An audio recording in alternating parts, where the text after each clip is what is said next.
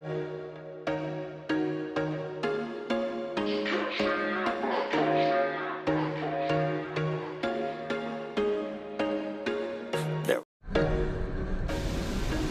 Everybody, welcome back to my channel দেবযানীর সাত কাহনে। আবারও সবাইকে স্বাগত।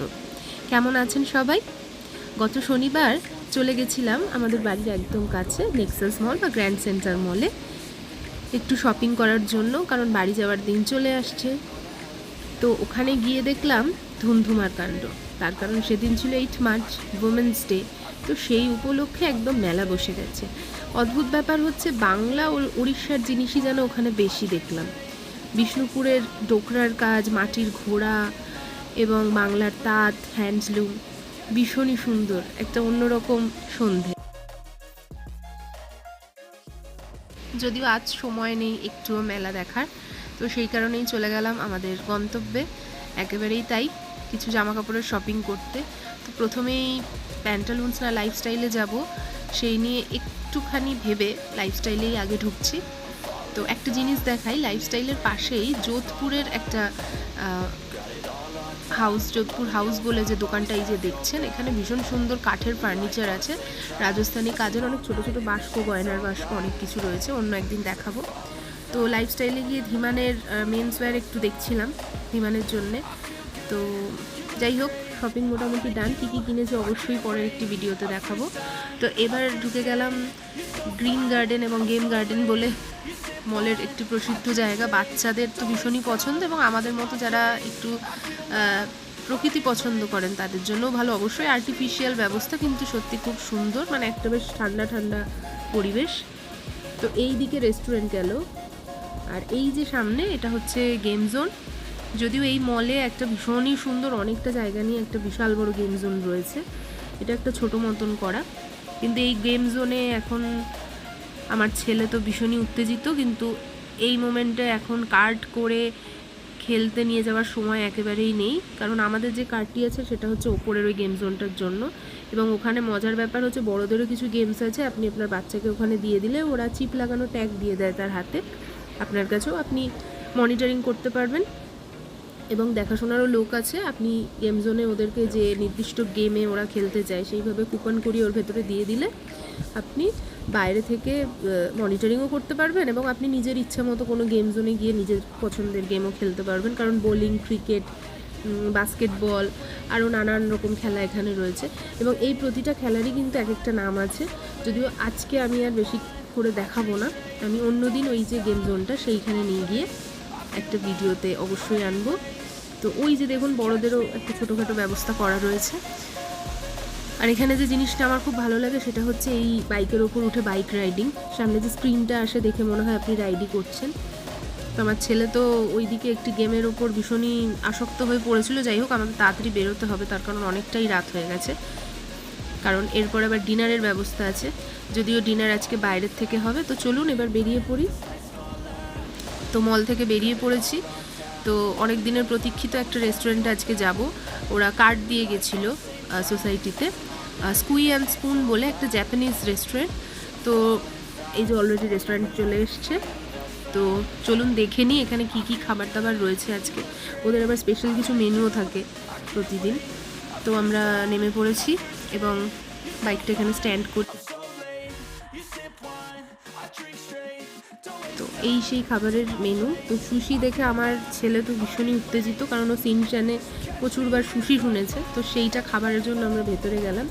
কিন্তু মজার ব্যাপার হচ্ছে, এই যতটা স্পিডে ভিডিওটা দেখছেন ঠিক ততটাই স্পিডে আমরা, বিশেষত আমি দৌড়াতে দৌড়াতে বেরিয়ে এসেছি। প্রথম কথা, ওদের ডিশগুলোর যা ডেসক্রিপশানস ছিল তার মধ্যে অনেক কিছুই আমি খাই না, এবং যেহেতু আমার অ্যালার্জির একটা সমস্যা আছে, আমাকে অনেক কিছু ভেবে চিনতে খেতে হয়। এবং আমার পাশে একজন বসে বসে অক্টোপাসের কিছু একটা আইটেম খাচ্ছিল, তো সেটা দেখে আমি আরও চলে আসি। কী যে মজা! তো চলুন, ডিনার তো করতেই হবে। তো এবার চলে যাচ্ছি আমাদের খুব প্রিয় ক্যাফে কাম রেস্টুরেন্ট, এবং আমার ছেলেরও ভীষণ প্রিয়। তো এই রাস্তাটা দিয়ে আমরা যাব। এটা দেখছেন নাভি মুম্বাই মিউনিসিপ্যালিটির পাশে রাস্তা, এটা পাম বিচ রোড।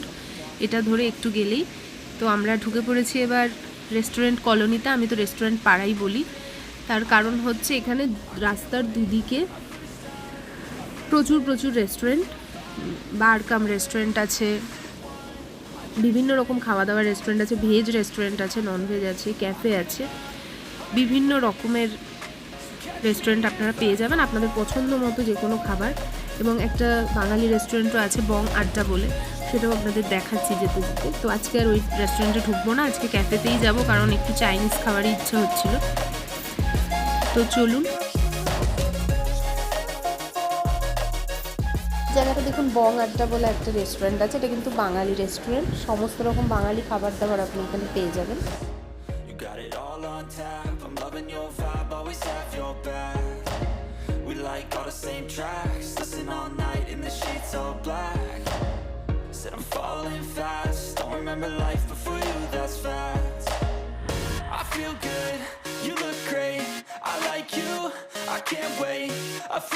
আর আমরা পৌঁছে গেছি আমাদের ডেস্টিনেশনে, দ্য সোয়ার্ডস ক্যাফে। আমাদের সবার খুব পছন্দ, আমার ছেলের বিশেষত এখানকার খাবার ভীষণ পছন্দ করে ও।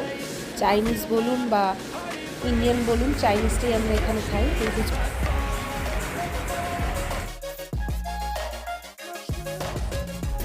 আর এই যে আমার ছেলে এখানে এসে মোটামুটি টিস্যু দিয়ে প্লেন বানিয়ে ওড়াতে শুরু করে দিয়েছে।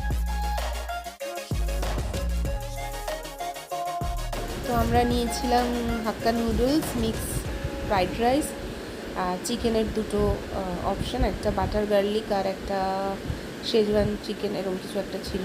আর এই যে আমার ছেলে কাঁটা চামচ নিয়ে লড়েই যাচ্ছে। স্যুপও নিয়েছিলাম আমরা অবশ্যই, কারণ এখানকার স্যুপ ভীষণ বিখ্যাত, তো সেটা বলা হয়নি। চলুন, খাওয়া দাওয়া চলছে। তো ডিনার সেরে আমরা বেরিয়ে পড়লাম, এবার আমাদের বাড়ির দিকে আমরা যাব। চলুন দেখে নিই।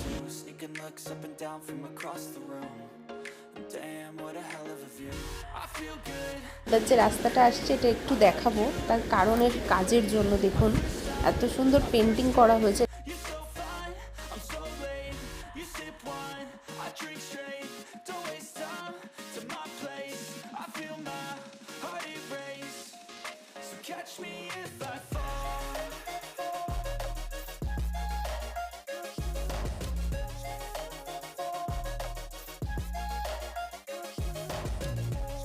এটা হচ্ছে নাভি মুম্বাই মিউনিসিপ্যালিটির আশেপাশের জায়গা। তো এখানে আমরা ওয়াক করতে আসি সকালবেলা, এবং ইভিনিং ওয়াকও অনেকে করে থাকে। আর এই হচ্ছে মিউনিসিপ্যালিটিটা, এটা আমাদের ঘুরতে আসার আরেকটা জায়গা। আমরা মাঝে মাঝেই রাতেও এখানে চলে আসি একটু ফ্রেশ এয়ারের জন্য। এবং দেখুন এই যে সেই পতাকাটা, এবং পতাকাটা এত বড়, ভীষণ বড়, যার জন্য বর্ষা আসার আগে আমরা বুঝতে পারি বর্ষা আসবে, পতাকাটা নামিয়ে রাখা হয়। তো যে আমরা আমাদের পাড়ায় ঢুকে গেছি। দেখুন মনে হচ্ছে এত রাত হয়ে গেছে, অলরেডি 11টা কিন্তু বাজে, কিন্তু এখানে দেখে বুঝতেই পারবেন না একটা কথা একেবারেই সত্যি, মুম্বাইতে বোধহয় রাত হয় না। তো চলুন এবার বাড়ির দিকে যাই।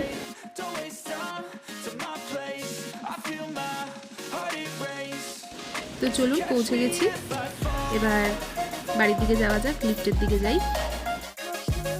আজকের পর্বটি ভালো লাগলে অবশ্যই লাইক করবেন এবং আপনাদের মতামত কমেন্টের মাধ্যমে জানাবেন। নতুন বন্ধু হলে সাবস্ক্রাইব করার অনুরোধ রইল। খুব শীঘ্রই দেখা হচ্ছে আরও একটি নতুন পর্ব নিয়ে। ততক্ষণের জন্য ভালো থাকবেন, ভালো রাখবেন। অসংখ্য ধন্যবাদ, নমস্কার।